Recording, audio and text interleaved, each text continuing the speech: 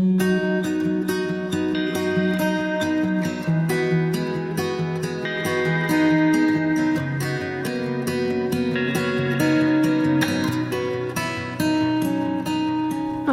name's Rhona James French. I'm a Gubbi woman from Bundaberg. I am married with 2 children, Keely who is 13 and Riley who is 8. My family originate from Bundaberg near Gubbi, Apple Tree Creek, and my Aboriginal side comes from my grandfather's side, who was a Douglas, and my grandmother is from South Sea Island, from Tanna Island. I lived in Brisbane most of my life, grew up around the Zulmia area. I have 1 sister, 2 brothers, but I've also got a big extended family as well. From the diabetes, from my own personal experience, my mum passed away due to diabetes, due to renal failure.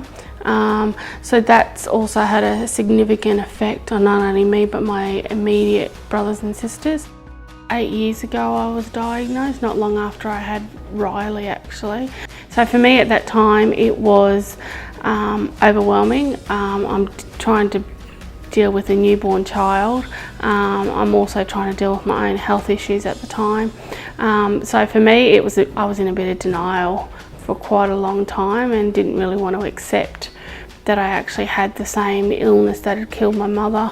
And also, if I left it, then maybe it'll just go away, but it didn't.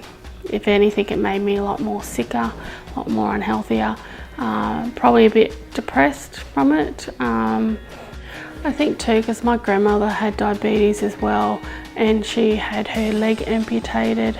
Watching someone have to come in and change the dressings, because the dressings got infected and gangrene set in from not being able to heal. They were the things that made me, when I think back, take that step as well, because I didn't want to be like that. I didn't want to have to put that pressure on Craig and the kids. And I think too, I'm only 40. They were later on in life when they got all their health complications, and I just thought, I don't want any of that for my kids, so I need to start doing something now before it's too late. Riley would say, oh mummy, you can't do anything with me because you're too big.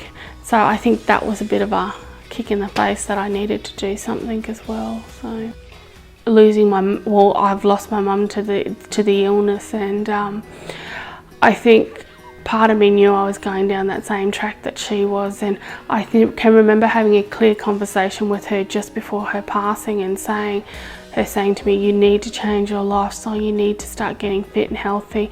And she said, promise me that you'll look after yourself so you can be around, sorry I'm getting emotional, that you can be around for my grandkids and that you're not in the same position that I'm in with you. So my sister and I made that decision that we'd get fit and healthy, and that led me to Gubbi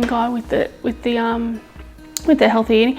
But I also think now when I look back how miserable I was with all that weight on, and how tired I was because the diabetes with all the sugar, and how lethargic that I actually felt when I was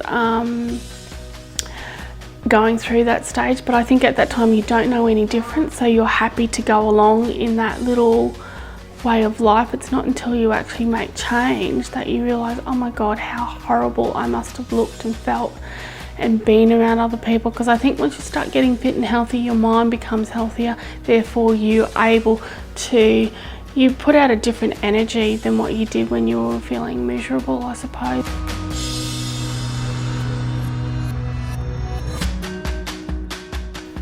I realised that I can't do it on my own, and I need to ask for help, and it's okay to ask for help, and it's no shame in admitting that you can't do it all on your own. I suppose if I can encourage one person just to take one day at a time, one step at a time, you will get there. It's just you've got to have that self-belief that you want it. So.